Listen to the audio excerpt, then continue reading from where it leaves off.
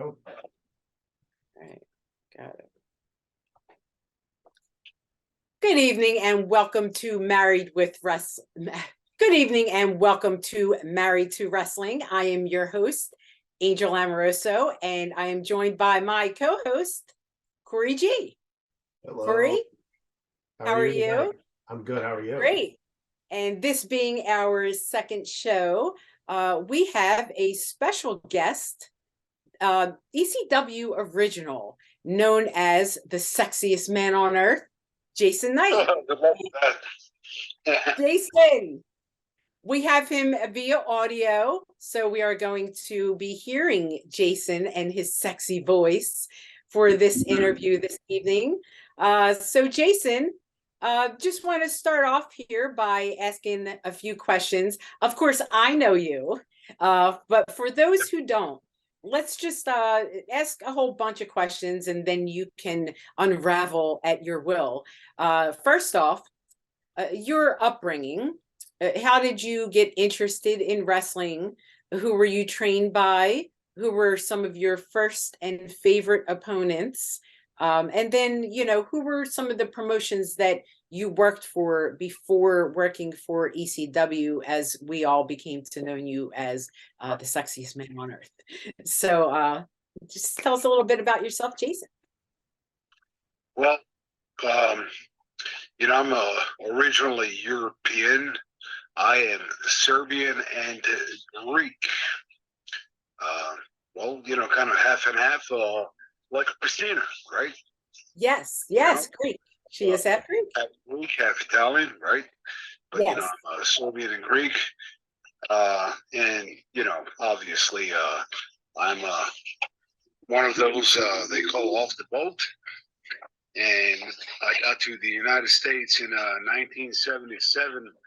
I lived in England for a while, with my mother and father, and my father was stationed there. He was a politician, so he lived everywhere. Now, your father was from where, Jason? Pardon? Where was your father from? My father? Yes. Greek, but he was born in Egypt, in a place called Alexandria. Okay. And that's like a big Greek Orthodox territory, I guess, or it used to be anyway. Back in the day. So we lived in England, in London, and he used to love to watch professional wrestling, and I watched it with him. Mm-hmm. And that was back in 68 or 69. Wow. Yeah, I kind of decided that's what I'd like to do. And then back in 1977, when I moved from Europe to the United States, I decided, again, that's what I wanted to do. Because, at that time we had a worldwide wrestling federation. It was only on for like 30 minutes every Saturday, midnight. And let me ask you a question, though. Who do you remember, was the first wrestler when you were watching it with your father that caught your eye that you were like, okay, now I'm interested, and now I think I want to become a wrestler? Like who? Honestly, there were like English wrestlers, and some of them still may be alive. Others not. Like Big Daddy, and there was a guy called Casanova, and they were like they always used to imitate American wrestlers even back in the day, the Blonde Bombers, blah, blah, blah, this and that, I mean, they were amazing workers. It was like a round system back then over there. Yes, round one, round two, right. Mm-hmm. Yeah, and, it was kind of like soccer because, they would show you the yellow card, the red card, if somebody was a heel or whatever, You know, that kind of even back then, to me was kind of strange. But when They tried that later on in the States with the round system. Didn't work out too well, Like I actually was a ring card girl when they used to do that stuff for the round one, round two. People weren't so much about it. It's more goes over on the MMA circuit, I think. But continue. yeah, no, I mean, I think it's kind of Oh, did we lose Jason for a second? No, he's good. Okay, go on. yeah, I think it kind of brings the house down a little bit. Maybe out here, in the West, uh, British Isles, maybe they appreciate it more, but they're extremely physical. I mean, they're, they may not be as big as some of the wrestlers are over here, but Or shooters, yeah, they are. I mean, it kind of shows.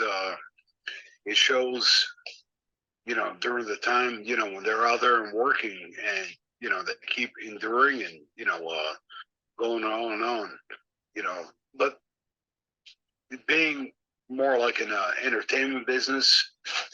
So anyway, over here, and plus, like I do back in the day, the northeast had more of the big men, and then the south to southwest, um, they had more of a variety. Yes. So So moving on to what exactly after as a child you were exposed to it, then as as a teenager, then of course you grew into being interested in it a little bit more. Who were the people that actually directed you towards getting into wrestling and got you into the schools, and what schools did you end up going to at first for your official training?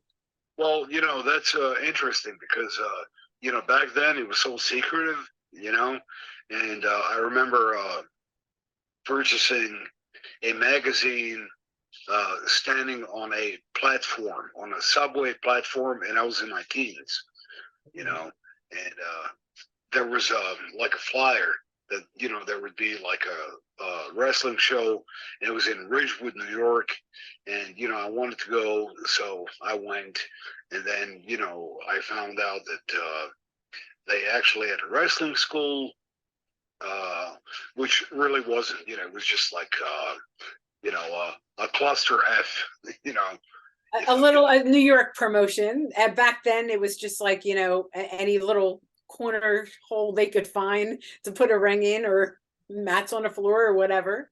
Yeah, yeah, I remember those days. yeah. Subway Oh, advertising. exactly, and I think that actually you and I went and worked a few of those shows. Yes, Where Lower East Side Gym. Yes. yeah, nice people, good people, but it wasn't like it wasn't recognized by the state athletic commission, which was very important at that time, and But a lot of talent came out of those smaller hole in a wall shows, as we call them. So people like you and I. well, remember Chris Canyon, Yes, came from one of those, yeah, and he did well for himself, very much. before unfortunate incident, but So you actually trained with Chris and Panther Rodriguez and a lot of guys there down at the Lower East Side Gym with what, Bobby Bald Eagle and Johnny Rod. That wasn't well, Johnny actually, Angel, before that it was over at Johnny Rod's, right? yeah, it was with Johnny Rods, and then I moved on to Bobby Bald Eagle, and he ran the same school, but different days. And Right. the reason that I kind of embraced the Bobby Bald Eagle style, it was more like smaller guys movements, and it was like a universal style, Yeah. And Bobby had been all over the world by that point, so it's definitely universal style and a veteran. Like, so much to learn from Bobby. Johnny Rod's not undercutting Johnny Rod's at all, but you know, you go there, you go to Gleason's, you learn what you do or don't, and then you ended up at Lower East Side Gym with Bobby, and Bobby took care of you guys. You know, Pete McKay. and Pete McKay, Pete excuse McKay me. was there. Yeah, you know, and you know, just you know, and plus, you know, I think it was nice that they ran those monthly shows. Yes. You know, and you know, everybody could like showcase it. And, you know, at that time, you know, I already kind of you know, I guess, you know, on the lower level made it. So it was you know, they were happy when I would make it over there and you know, work. And again, you know, you were there too. Yes, yes. We So, were lucky enough to actually get what, a Panther, even like, you know, over there to work for ECW at the time when, you know, yeah, we were over yeah, there, and that was real exciting for him. He still brings it up all the time. yeah. So, you know, good times there. Bobby Bald Eagle, a great guy and a great trainer, wonderful person to work for. So within that time, and I would love to have a share screen to show pictures of you back at the time. You had the blonde hair, the white blonde hair, you know, it's a, Yeah. you know, real slim. You used to wear red tights. Corey, this guy, he looked like Sting at one point. It was like a real show.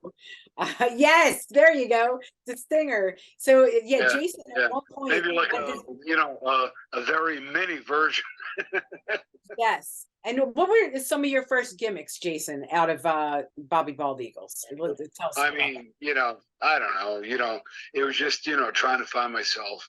And, you know, because, you know, at that time, you know, you admire all the guys, you know, that, and some of the guys had that blonde hair. And, you know, I even grew my hair longer in the back and all that, you know, maybe trying to be like Bobby, I'm sorry, you know, Landell. Oh, And Buddy Lantel, yes. yeah, you know, and you know, it was just you know, you're trying to find yourself, and you know, you're still because a lot of people don't realize, you know, it takes, you know, it takes a little bit of time to become a good professional, you know, and sometimes, you know, for some guys, you know, or people, you know, us in the business, it takes a little bit longer. For some people, a little bit shorter, but you know, average is about, you know, 8 to 10 years. You know, and I think you'll agree with that. Absolutely. Yeah, you So know, within the time, really kind of know what we're doing and all that. I gotta say, I gotta interrupt you for a second because I have some Yeah. pictures of you that are prints and they say final on them. Now, I don't know how much you want to get into that. When before you were working or while you were working in within wrestling, you were also doing a good amount of modeling at the time. You were also a male model, right? Yeah, a little bit. Yeah, you know, a little bit of print, you know, some, you know, sportswear and all that. You know, I mean, you know, I never had the height for it. And, you know, it's, you know, for that mainstream, obviously, at that time, they wanted you to be 6'1", and, you know, wear like 40 regular, you know, and I can't wear 40 regular, you know. My shoulders, No, my especially at that shoulders time. flare out a little bit, you know, and they want you to be like a certain waist size. And, you know, my waist is always smaller and, you know, my top a little bit larger. You know, I mean, I Right. can't help you know, genetics. So yeah, you know, I mean, you know, it was fun doing all that, and then with the, you know, we used to do those where they were like give certain haircuts, and then you know put them uh, in the windows of hair salons, and you know, I mean, you know, whatever paid Yes, bills. I like the hair modeling. It's great face. I mean, always had a great face, and I kind of think that that's what alluded to later on when you were, you know, in different instances to ECW and your gimmick there. But before we get to that and your whole persona in ECW, where I think a lot of the modeling, like, you know, it crossed over into telling a really great story for you in ECW. But before you got there, you know, you did some work on you know, WWF, and you were on a list with other wrestlers like PJ Walker at the time, and you know, Yeah. being on TV, and you had a whole angle in the NWA, WCW, however we want to call it. So tell us a little bit about that, how you started first off in the New York area, and who you worked from there, and then who actually brought you to the NWA and got you the you know, dark match work for WWF. We'll call it dark match. You know, I think that everything kind of stemmed from working a little bit with Johnny Rods, and then, you know, I went around, you know, Mitch Seinfeld, him, of course. Mitch, yes. You know, Mitch, you know, ran shows, and, you know, he would always hire me. And then, you know, it was, I remember it was Gary Capetta. Okay, Gary Michael Capetta, always helpful. Yeah, Gary, you know, he's like, you know, we're going to do this show in Florida. And I'm like, well, you know, I'll come down to Florida and hang out, you know. And I actually went to, I was also visiting friends in Florida.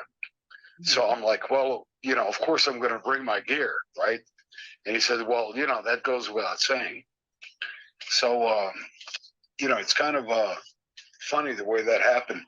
You know, we were somewhere in some building, and, well, you know, more an arena than a building, right? So, Kevin Sullivan was the booker, and Dave Sierra, the Cuban assassin. Yes. For some reason he couldn't show up. He had some, you know, family issues, and they said, well, you know, are you available to work? And I'm like, well, yeah, you know, because I was broke, you know, brought my gear everywhere, right? And he's like, well, go get your gear because you're working Mike Rotundo. And here's one of my favorite stories stemming into, you know, some of my favorite people to work with. So he said, well, you know, you're going to work Mike Rotundo in the second match, and, you know, can you finish the loop and then do TV? And I'm like, well, yeah, I mean, I'll do it. Are you kidding me? You Of know, course. it's like, you know, what a question, you know. And, you know, does a bear do whatever, you know, where it has to do, right? Exactly. So basically,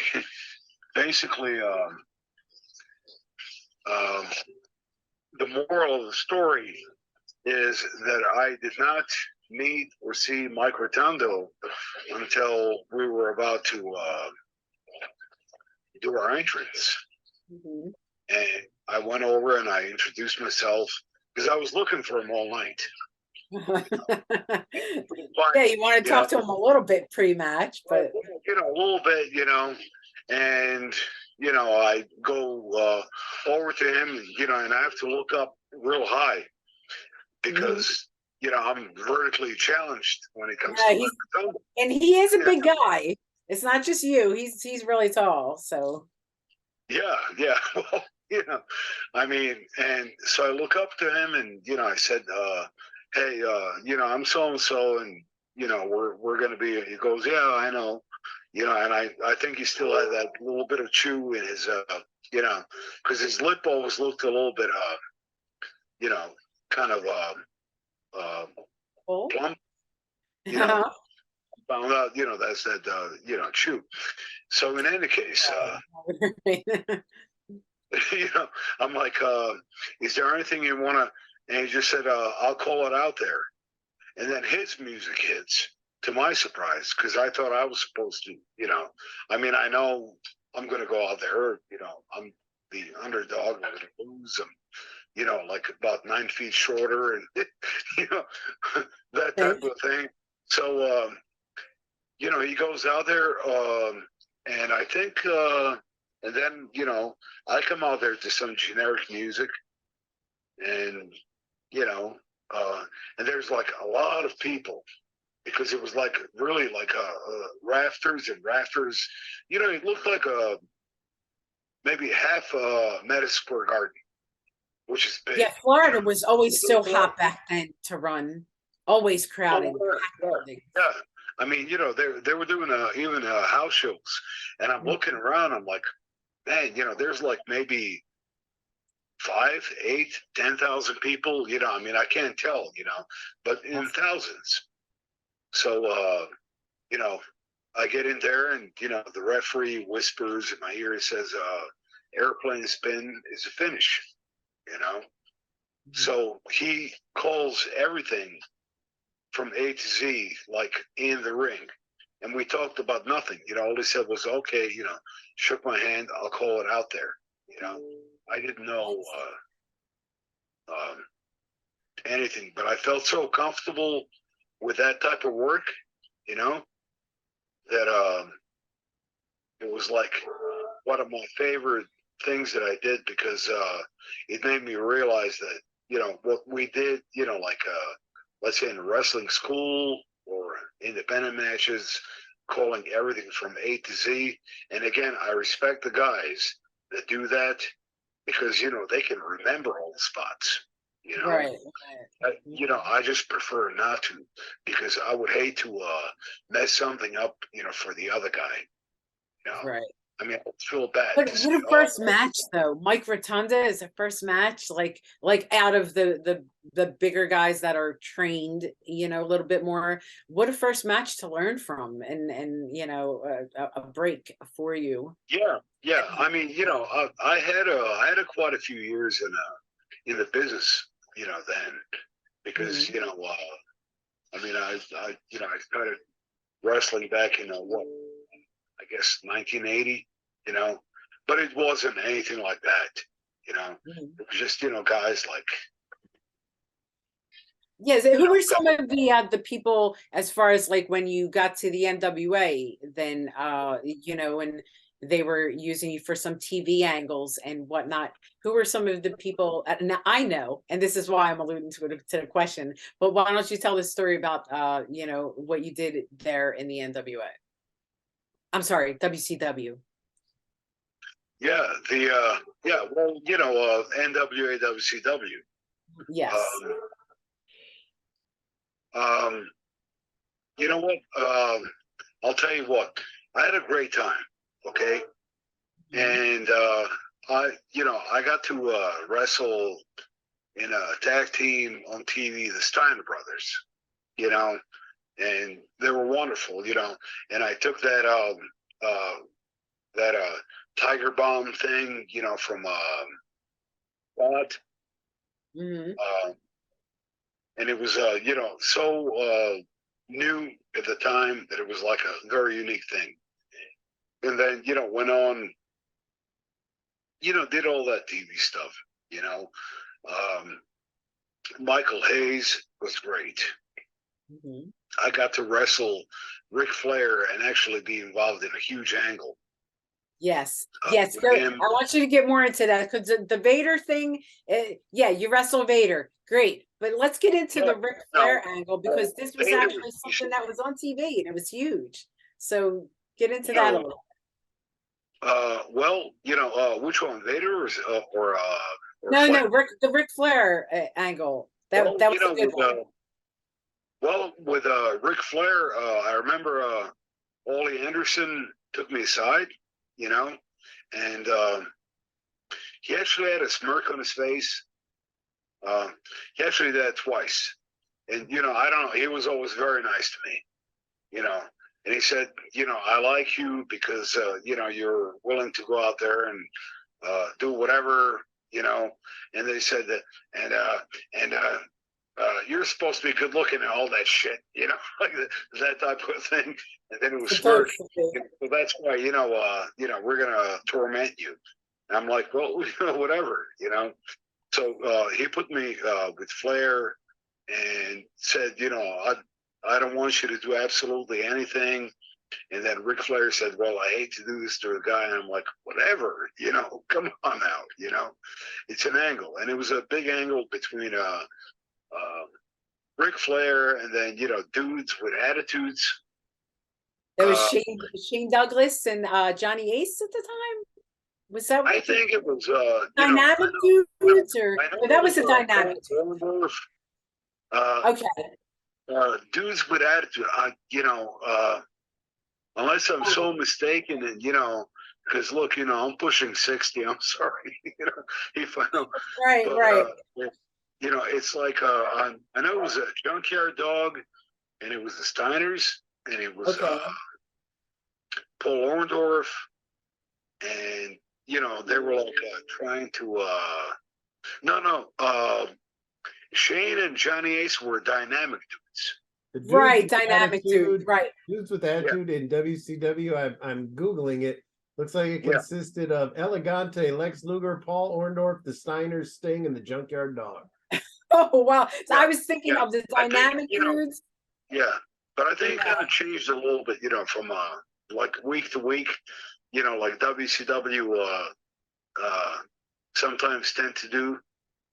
Right, at the time, Their factions were all over the place. Good, and it was supposed to be, Flair just beat the dog out of me, and, I know that, when I went back, it was like, oh, beautiful cell and all that.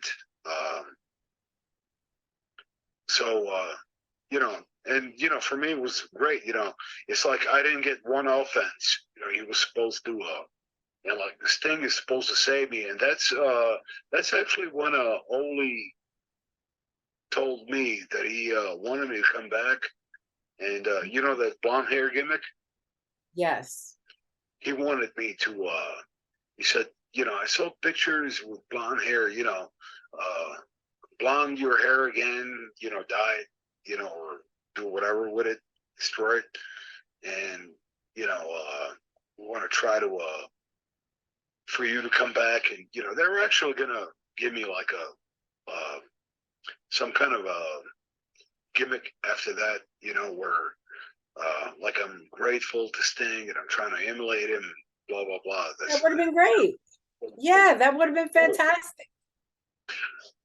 It would have, but it never worked out because that's where I guess Ole was like abrasive with the company, and then they just started switching bookers and this one and that one, and right. Back then it was like every week they had someone new telling you what to do, but at least you made good out of it and you got a great TV promo out of it on crutches when the angle was that Ric Flair broke your leg, right?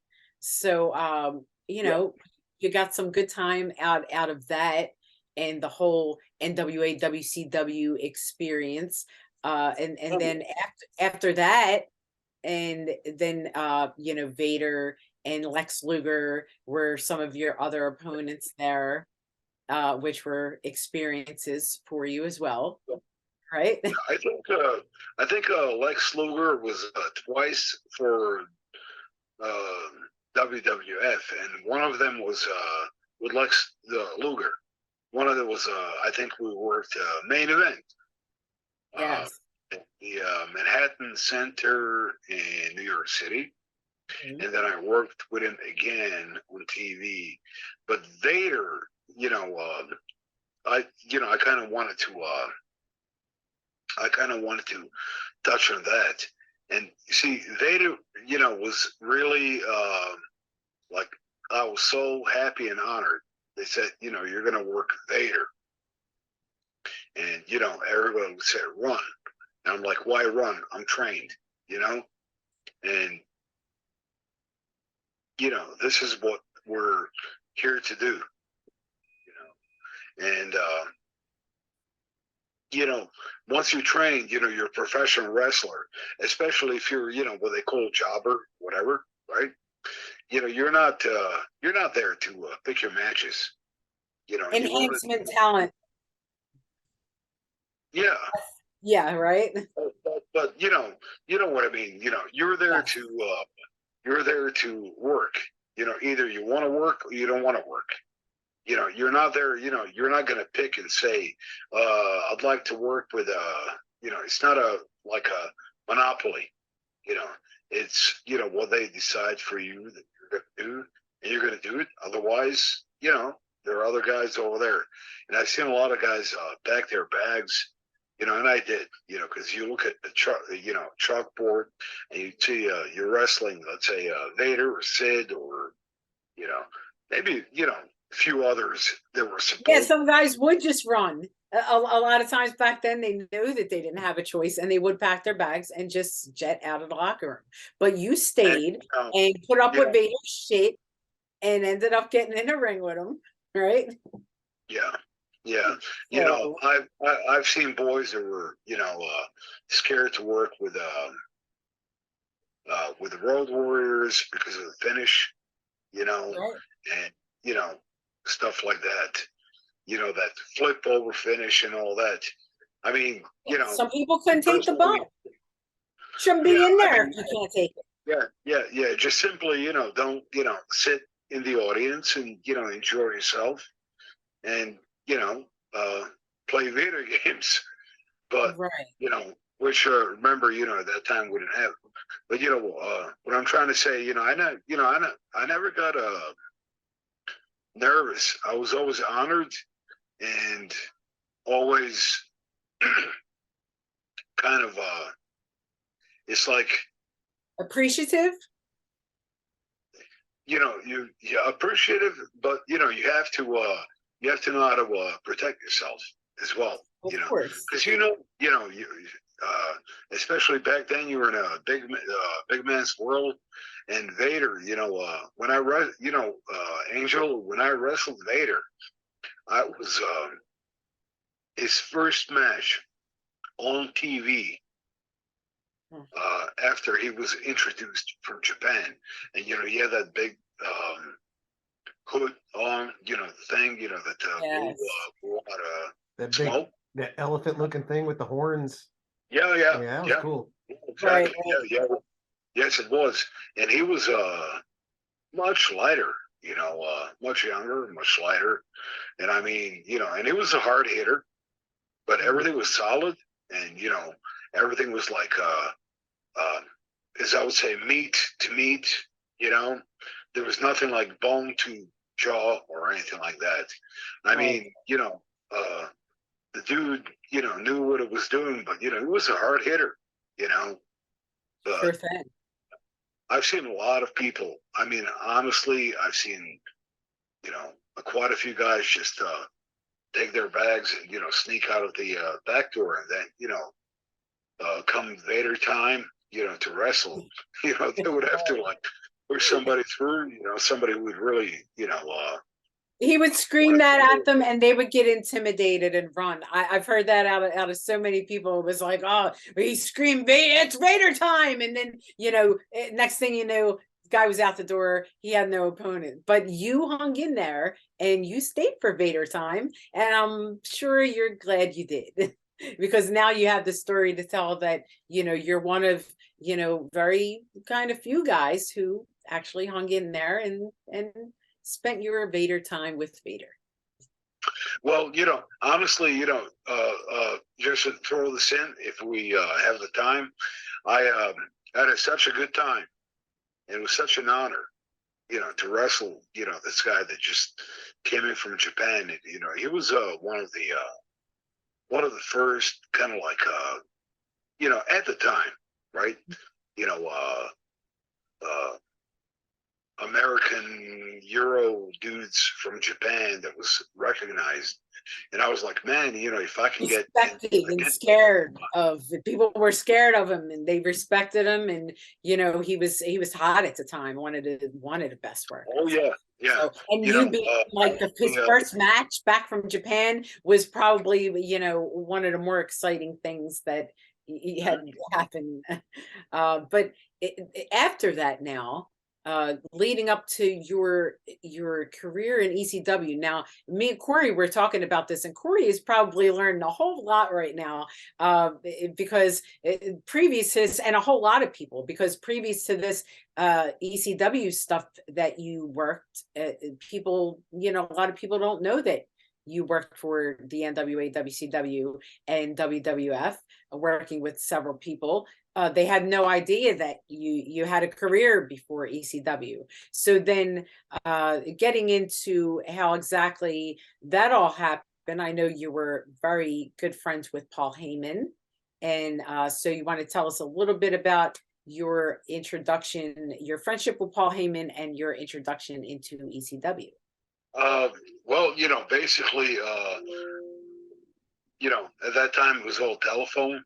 So Paul, had my number written down somewhere. I had his, and that was 93, and summer of 93. I had like a back injury, and I needed, I had 2 surgeries, and it wasn't like even 3 months. He calls and says, "Well, I want you to come work for this company that I'm like, dude, I'm like, I'm not in shape, and I'm hurt." He's, you're working Teddy and Johnny, our good buddies.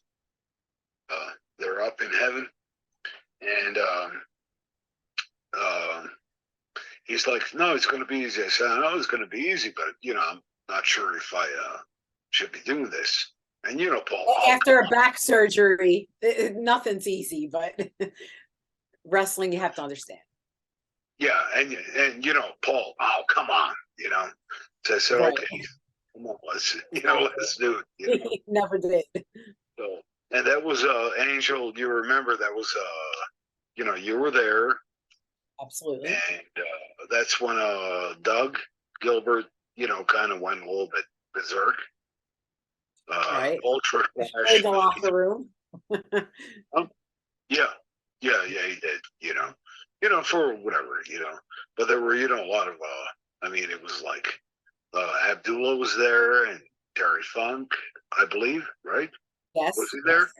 Yes, absolutely. Stan Hansen was there.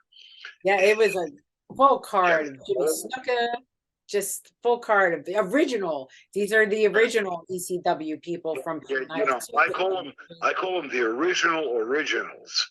Yes. Just like I do you, because you were there before me. Yes, I was. Yes, you were. Before most people, actually, I was there. I was there, and I remember you and Tiger was sitting together, and JT Smith, and just Johnny Hotbody, Tony Stetson. I just want to put these names out there because yes, those boys really paved the way, for even myself. they did. Even though they're way before like other places, but that was like my first night. Ultra Clash, and I teamed up with Ian Rotten. Yes. And him and I wrestled the Public Enemy. And then I did a run-in, like toward the end, with Abdullah and those guys, So that was really, my, because Paul said, well, come on, you can do it, And then after that, it wasn't long after. It was somewhere in New Jersey or Pennsylvania, I forget because, if you remember, the next day was like a convention where Medusa and Sherry Martel. And then, yes, it was John Arezzi's convention up in New York in '93. Actually, that's when they were setting up the angles for her to wrestle Medusa, and I ended up taking a beating for that actually because it didn't happen. But back to your story. Yeah, I remember that. And I was let's see, I wrestled Wolfman. Yes, Canadian Wolfman. Yeah, Canadian Wolfman, and I was moving okay, but that's where Paul said, kind of let's do the manager thing until you get better, because my back was like, wide open, you know.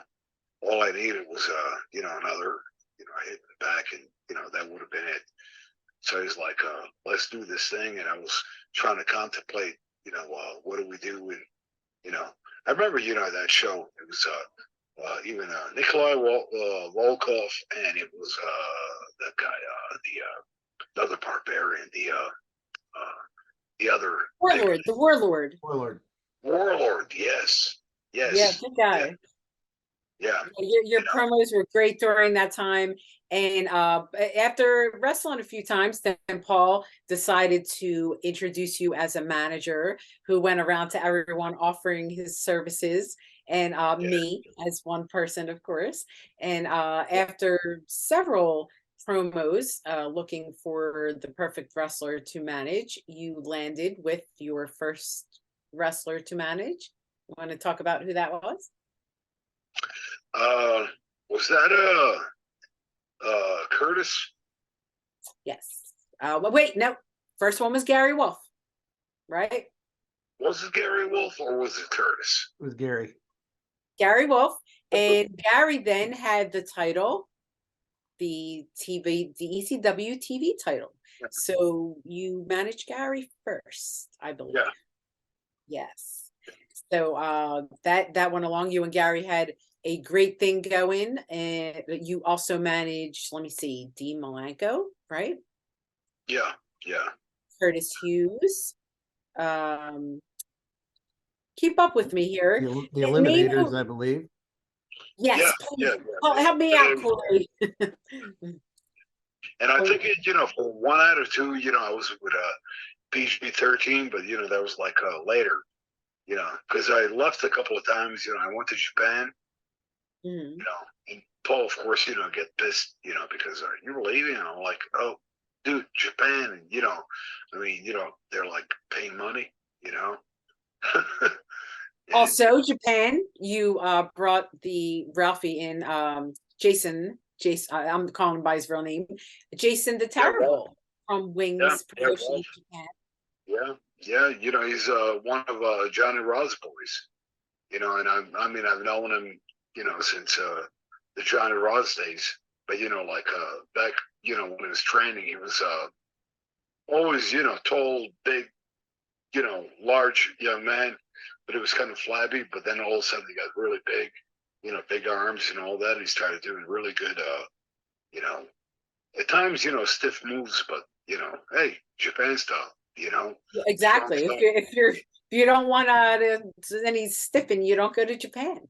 So what I want to do is now I want to compile off of your memory, Jason, from first to last, because I'm sort of remembering Rebel, that you managed Rebel too, but I don't know if that was just on my shows or if it was just ECW shows, because then you were working with me at TCW. Yeah. And you managed actually, your show, I think Rebel and I did a spot where I missed Ray Odyssey and I round kicked Rebel or something like that, Yeah. But I managed him over in ECW, and then I ended up I guess they were trying to remember when I won that TV title for Mikey.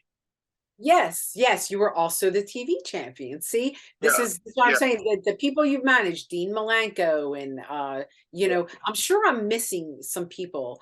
Later on, you were with the Prodigy and the Prodigy and Dave Marquez, and then Lance Storm and Dawn Marie accompanied you, and several different ladies, Chastity, and let's see, who had Nicole Bass, and all those people. Like, tell us a little bit about your experiences with all of these different people that you worked with. You were the TV champions, so let's start from that. You won the TV championship, and that was like a big shocker to everyone, since you were being out there. That was like I think that that would have worked out even better if we kind of milked it longer, And I understand, where Paul was going with Mikey, because Mikey just said that thing that a super underdog, and then of course you bring in Cactus and all that, and then I remember that Dean Malenko and I teamed up against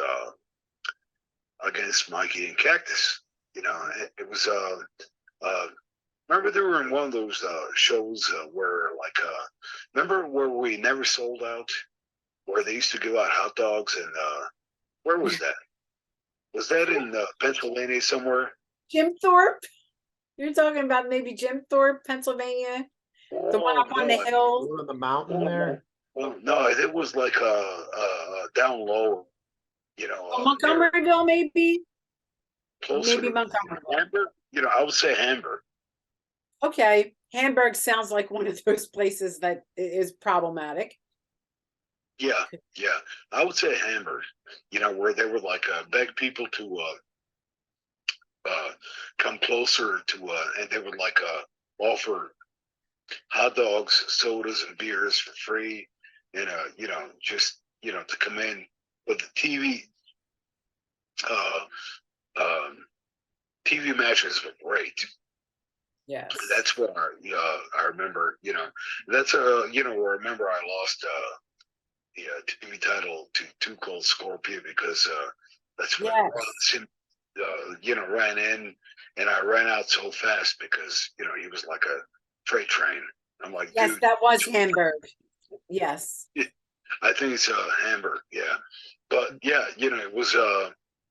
I think getting back to Mikey and I think that could have been like a marriage for almost like the Hulkamania type of thing on our level, right. For our level, because he had that, and you remember you and I and Mikey, and we all used to hang out. Paul Loria, and the angle with Paul Loria that we all did that never went anywhere. Well, he was there for like a cup of coffee.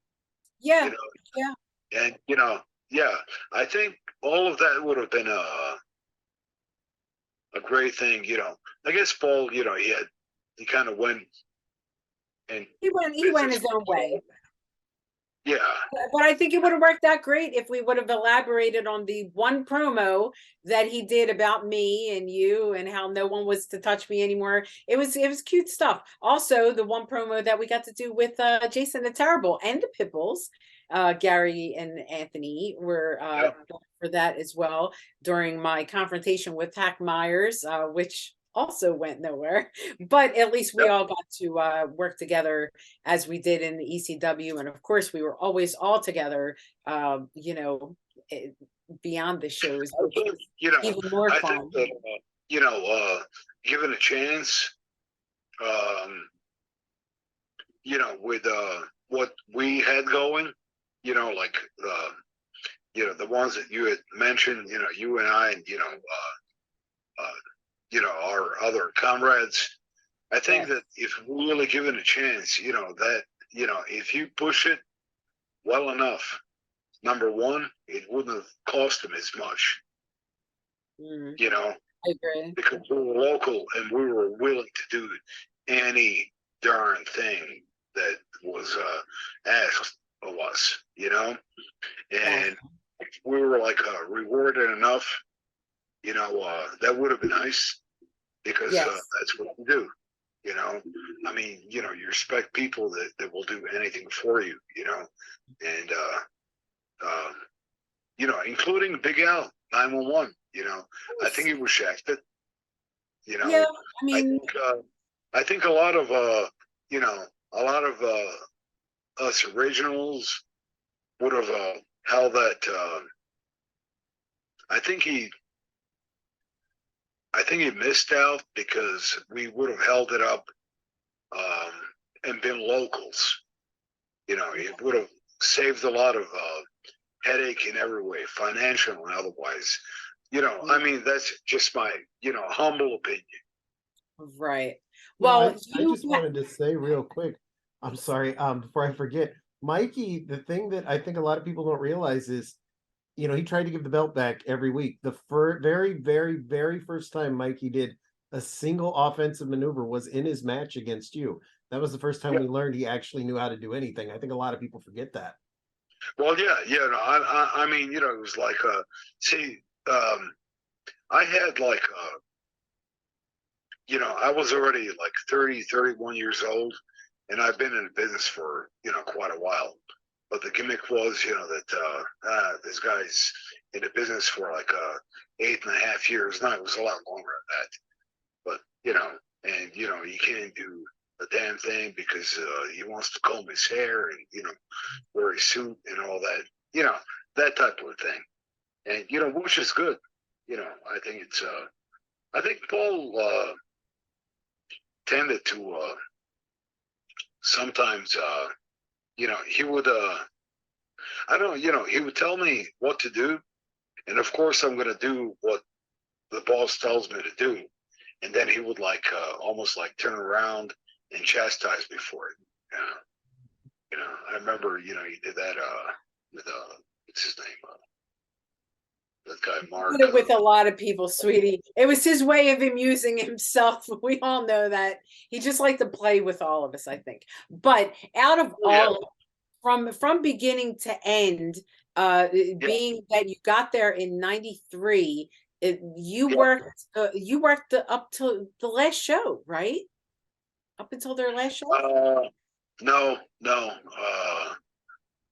I left maybe less than a year before that.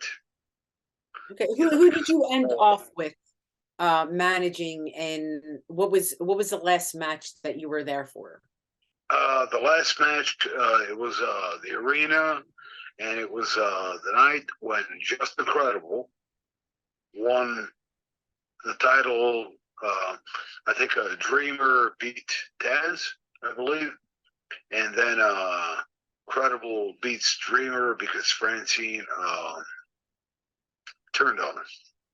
And that was, that last picture. I don't know if you've seen the picture. It was like the three of us.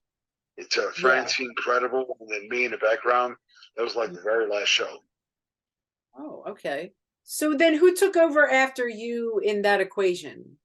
Was that like a Francine replaced you in the equation there, or? I don't know, I'm not sure because, I think at that point I kind of got a little disgusted, maybe stopped watching, because it was like, okay, you can go now. And, that's kind of another story because I went begging for my release because, WCW was hiring at that time. And I got a call, for me to, and I'm like, oh my God, money, money for nothing, that type of thing. And it was during that time, where he could ride off WCW for like a year or two and, literally sit at home, work out and, do nothing, but, he would not give me a release.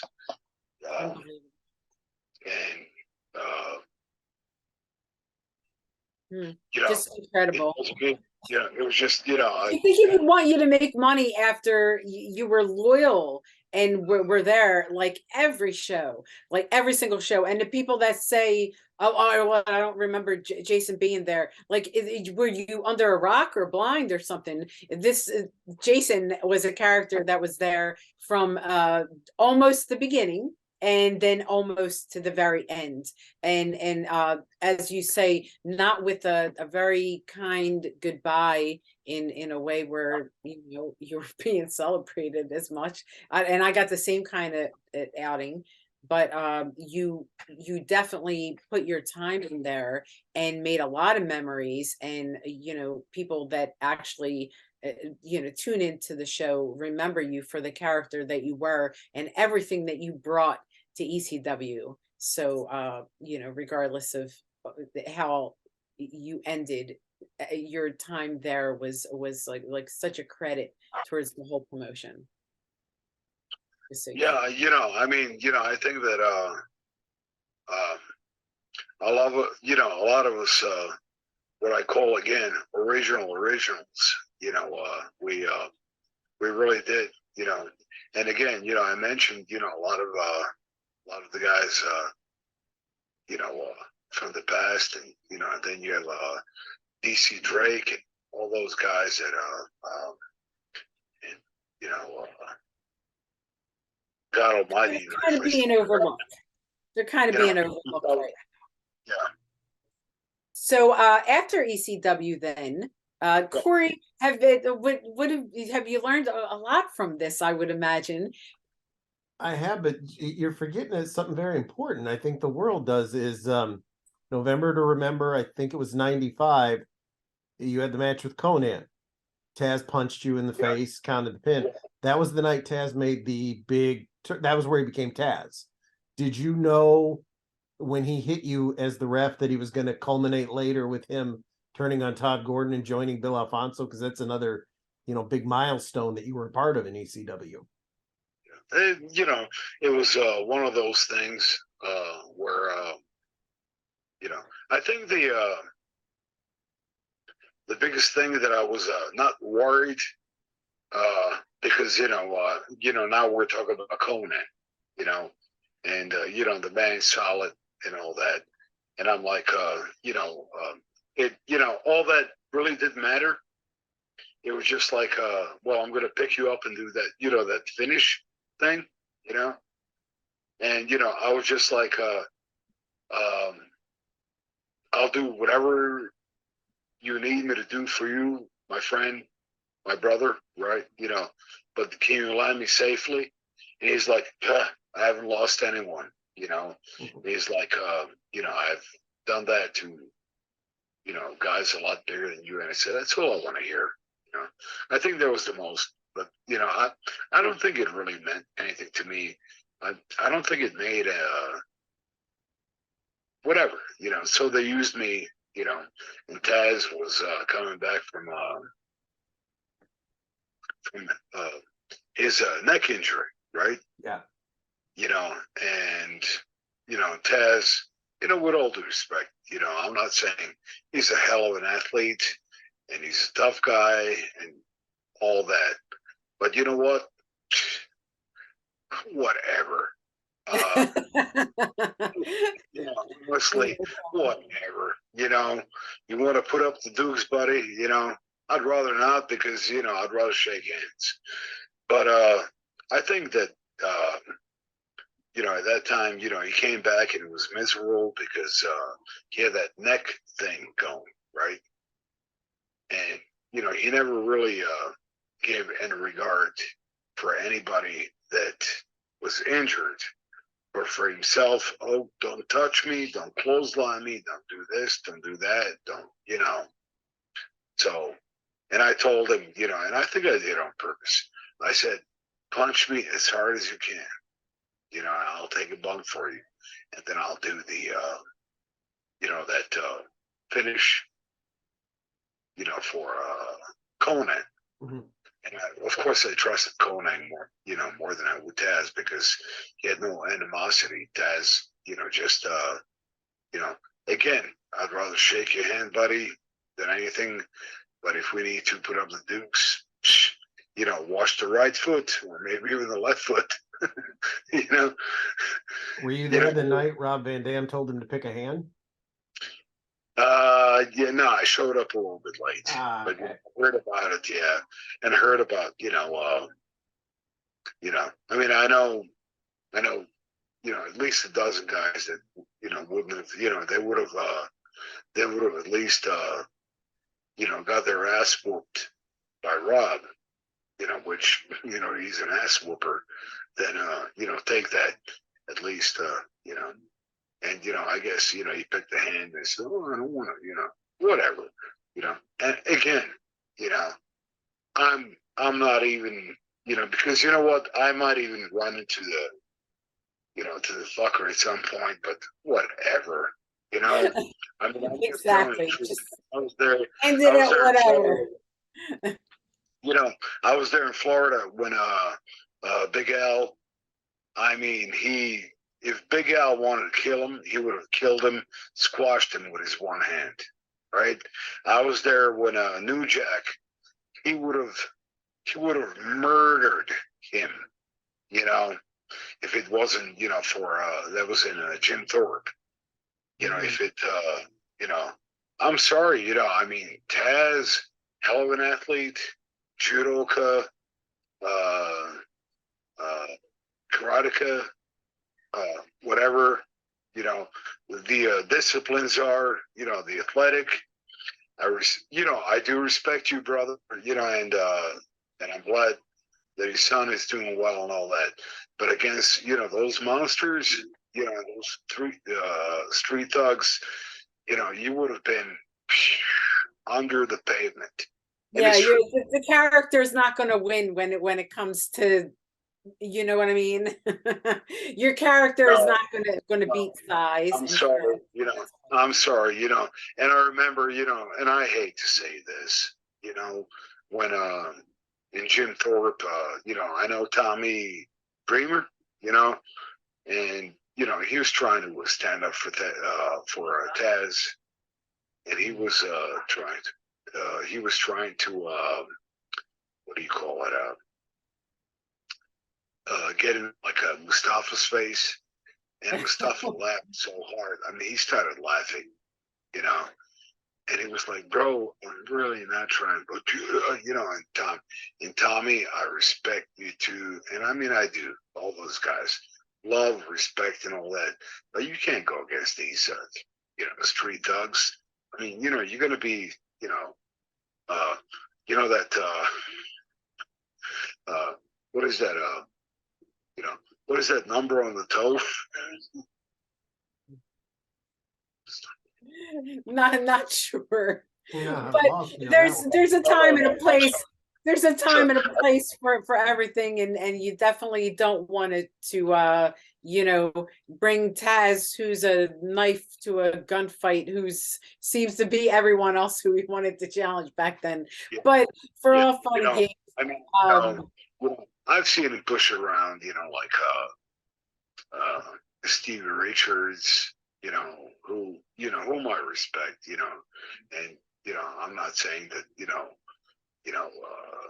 but it was just, I think it was, I think a lot of these guys are like opportunists, it's almost like a shark. Oh, you smell, blood and water. Oh, there's a piece of meat. I'm going to go eat it instead of like work for it.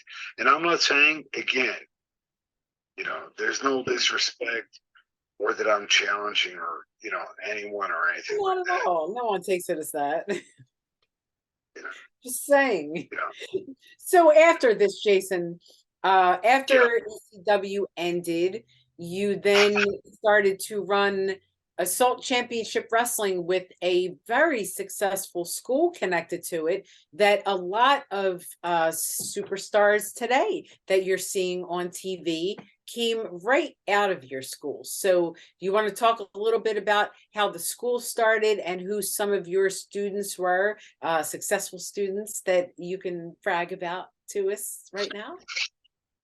Well, I think, it was like that time when, it's a while ago. And again, like I felt again, like, I'm getting older, maybe I better slow down and do something. But, it sounded like a good idea to, get a ring, get a little place and, maybe run some shows, along with teaching young people, because I always enjoy doing that,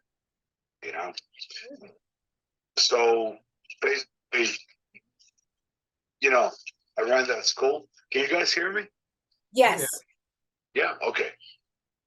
So basically, the first one was kind of successful because obviously, the rent is low, and I can get interest, as far as people coming in, and it was pretty cool. Now this was out of Connecticut. correct? Yeah. That was in Connecticut. So I figured, I think the smaller the school that I ran, and the rest would be like the less that I had to pay out, the better it was, Of because course. it was. Now, who were some of the first students that started there in your school? Well,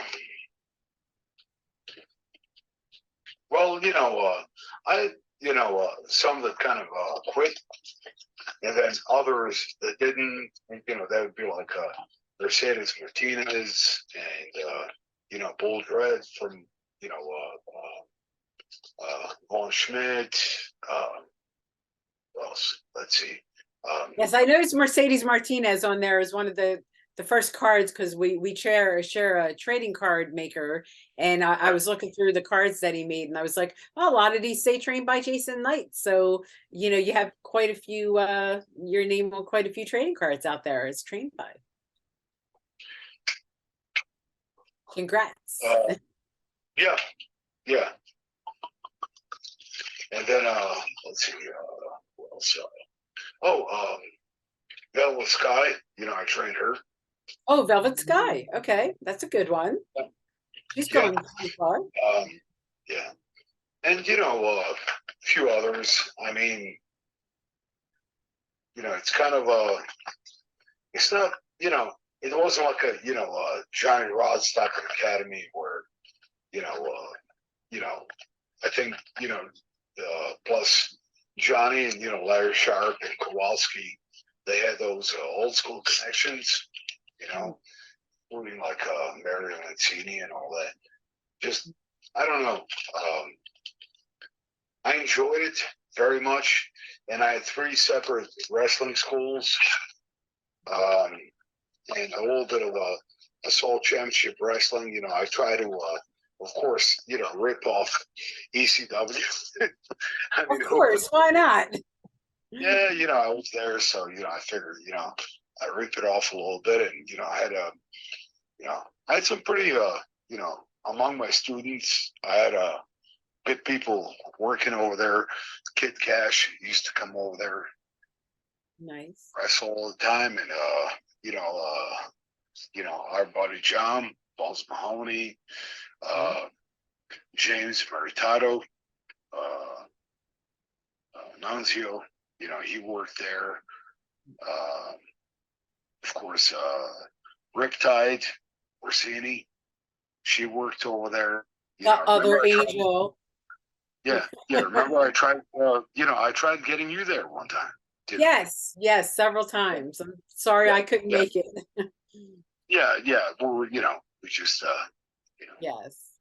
But from beginning to start, so what was the year you began running Assault Championship Wrestling, and then what year did you end? I'm sorry, I didn't understand the Assault Championship Wrestling. When did you begin? What was the year you began running it, and then when was the year you ended running it? Honestly, I would kind of have to look at the archives, because I know it was like maybe 2001 or 2. Okay. And it was short-lived, because it was kind of hard, because people came in, and even people that I helped out, and they would like stab you in the back and try to run their own, do without you knowing. So I just kind of got I don't want to be abrasive, so I'm like, maybe I'll just pull back and do something else. Right.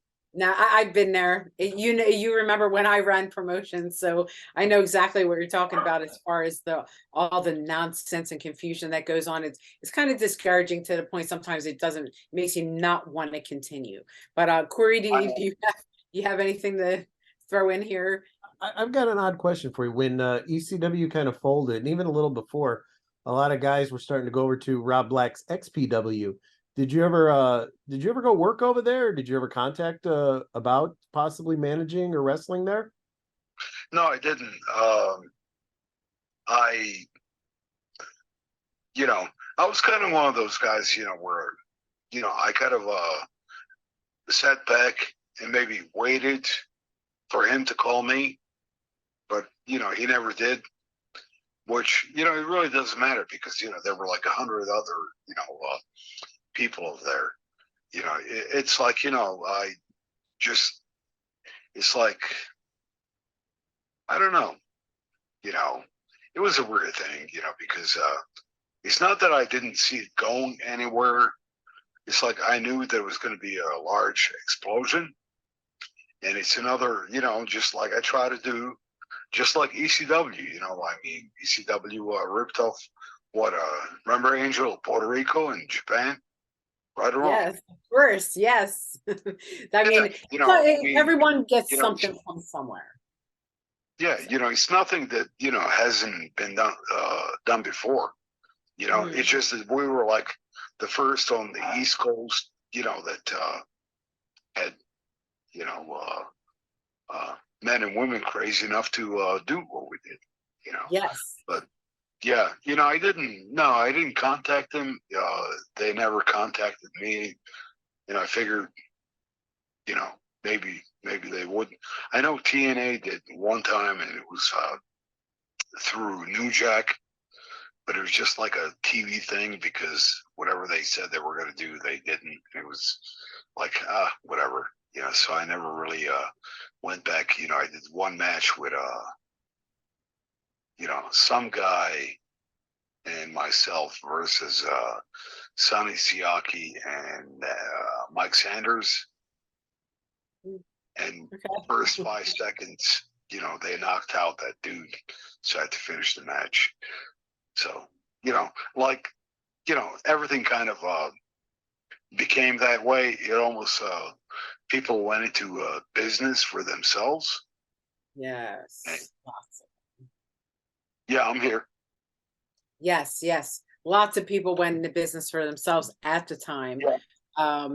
But I think the closest that you probably got to an XPW show was back in, I believe it was 2002 or 2003, when you then were managed by Jasmine St. Clair in the 3PW run that she had there. And that was very interesting. So how did that all come about? I never actually knew how it did. I think it was Todd Gordon. Mm-hmm. Actually, it was Todd Gordon. And actually, I tell you, I think it was, and I saw you there, Angel. Yes, Jasmine managed you. It was her ECW comeback attempt, and which I thought went very, very well. I thought you guys looked great together. So I don't know what happened on your end. Well, I'll tell you, it was at remember Teddy's wake? Yes. That's for all of us. That's it was a horrible time, and I saw you there. It was Teddy's wake. Todd was there, and then he approached me. He said, "Well, we're doing this thing, 3PW, and something like, why don't you come over?" And I brought over one of my students that I worked with, and then Jasmine said, "I'd like to manage you," and I said, "Yeah, of course. I mean, yeah, why not?" Yeah, and I think it would have gone better, but certain things happened. It was I thought that was probably the best attempt in a long time since then to bring back ECW, and I was actually I was there as well, so I saw you there, and I thought it was probably one of the best recyclings that happened. You guys look great together, and it was there, and then poof, it was gone like overnight. But Yeah. we still have the videos to you know, prove that it happened. So that was rolling around your last work in around 2003, I guess. And then Corey, do you have anything to add in here? No, I'm one of those weird guys that will just randomly message questions to Jason as I think of them. But no, Okay. I just wanted people to be aware. You know, the first, like I said, first time we saw Mikey was you. The beginning of the Taz heel turn was you. For the first Conan in ECW was you. First time Francine got kicked in the face, I think, was you. So you know, there were a lot of firsts there. Yeah. Well, here, let me tell you something interesting about the Francine kick in the face, right? You know, she was like surrounded by who was that that held her back? Was that the Pit It was Bulls? the Pit Bulls, I think. Yeah. Yeah, yeah, and I saw a beautiful spot where I wouldn't even have to get like close to her face, right? And I missed her by at least a foot and a half. But me knowing martial arts and squares and all that, I knew that nobody would be able to tell that. And she sold it. I mean, she fell back and I was like, oh, thank you for doing that. Because, I was kind of a little bit afraid, that and I mean, I can do that kick and just like literally touch somebody, right? But I'm always afraid that, if they get touched, they're not going to bump. And then, the devastating supposed kick is going to, look like crap, right? Mm. So Yeah, I I'm thought you like, took well, her head off. Francine never no, had a problem with no. those I mean, that, She- that like went in deep, it kind of like went in deep. And yeah. it was just like a complete fake kick. I mean, I missed her by a foot and a half, on purpose. But, she bumped because, she also realized that she was like squared off, so like the sides couldn't see it and the back end see it. They can only see the foot Those are going the up. kind of those are the kind of things that got her there and kept her there. She knew what to do, when to do it, and Oh yeah, yeah. Yeah. I mean, I love that, more than, having to like, prove a point and saying, hey man, do I really need to clothesline your head off? you know, Between professionals, no need for all that, right? yeah. I mean, we do what we need to do, but if need be, we need to do as well. We talked about it the other night. So speaking of the other night, more recently, so after 2003 and the 3PW show, you took a long hiatus, let's say, of rest, as we all have from professional wrestling for a while, maybe decades for some of us.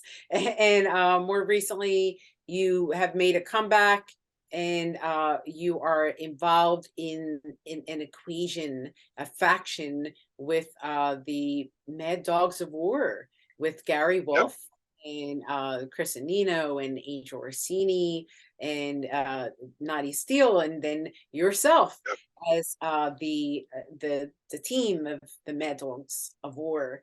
So the other night you debuted in a show as their manager, and I think I think that for what you did, it went very well. How did it feel to return to the ring? It feels great. I mean, I kind of thought I was,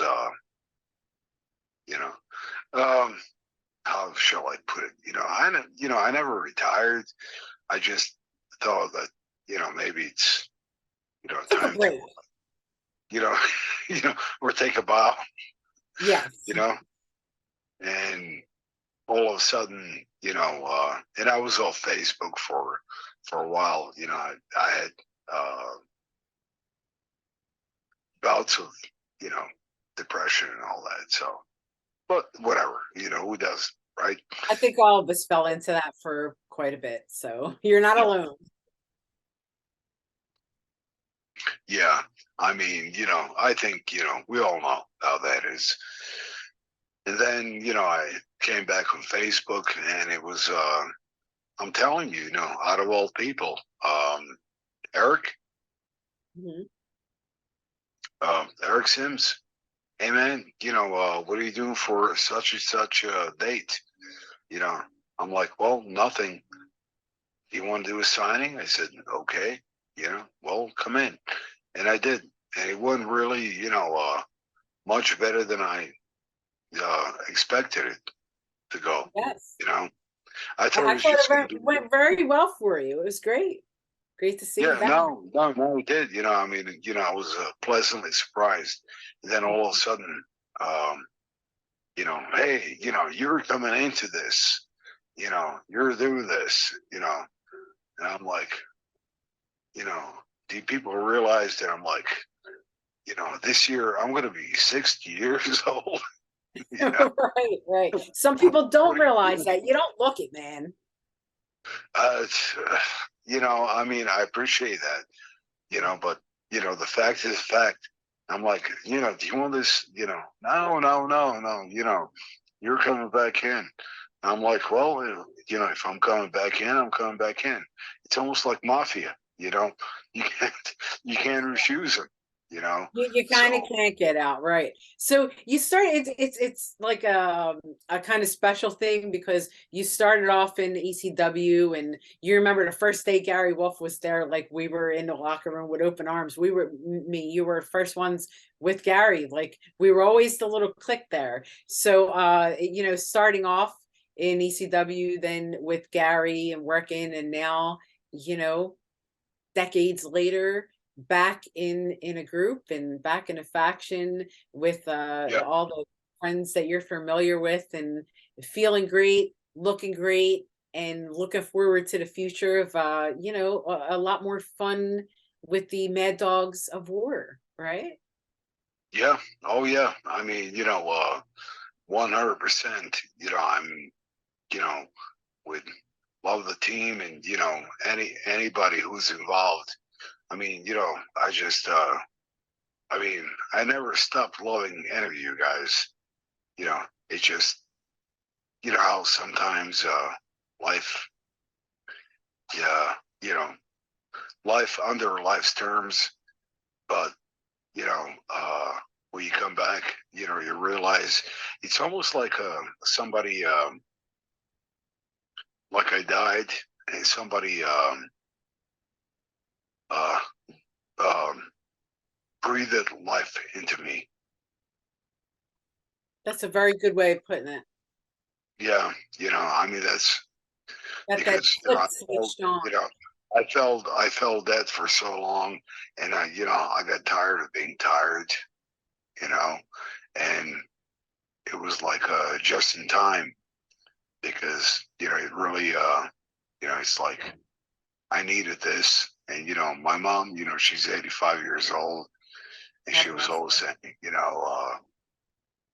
darn, you've got to like you have to get back into something or do whatever. I'm like, you. so Well, I just so glad that we could bring you back to life here, Jason. It's yeah, incredible, and we thank Gary Wolf for yeah, making oh this yeah, happen because he's a big part of making a lot happen for us, and so glad that we could breathe the life back into you so that now the wrestling world can once again be graced by the sexiest man on earth, Jason Knight. So, and oh, Corey, do you have any more questions or anything to close with before we let Jason have his No, evening? no more questions. But remember, you can always listen to the Pitbull of Gary Wolf and myself on the Barbed Wire Bite on this same channel. Yes, yes. So, thank you so much for joining us, Jason. Is there anything in closing that you have to say? Any social media outlets that we can get in touch with you on, or any upcoming events that you'd like to advertise? If not, that's fine. But if you do, let us know now. honestly, okay. Well, first of all, I mean, anybody can hit me up on Facebook, and it's Okay. It's easy. Just, Jason Knight. You see my picture, you know, see my ugly mug, just get on it. And, I just want to thank everybody, Angel, I love you. Thank you so much. I love you too, darling. You know that. Thank you so much.